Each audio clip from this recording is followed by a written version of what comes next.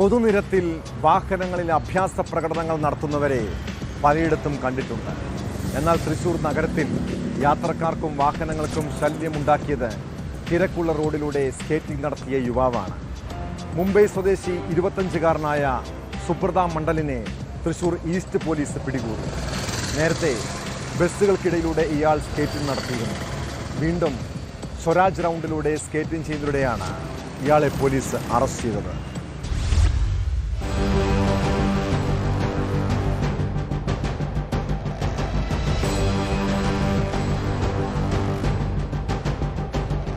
Concrete തൊഴിലാളിയായ സുബ്രത മണ്ഡൽ കഴിഞ്ഞ ബുധനാഴ്ചയാണ് തൃശൂർ സ്വരാജ് റൗണ്ടിലൂടെ അപകടകരമായ രീതിയിൽ സ്കേറ്റിംഗ് നടത്തിയത്.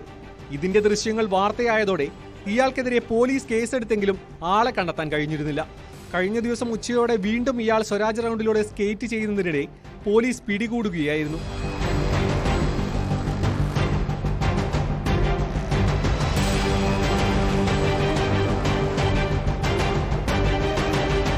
കഴിഞ്ഞ ദിവസം പുതുക്കാട് ദേശീയപാതയുടെ സർവീസ് റോഡിലൂടെ ഇയാൾ സ്കേറ്റിംഗ് നടത്തിയതിന്റെ ദൃശ്യങ്ങളും പുറത്തുവന്നു.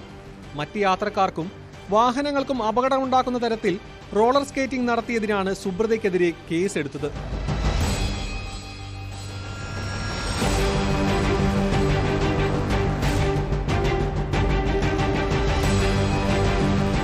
ന്യൂസ് 18 തൃശൂർ.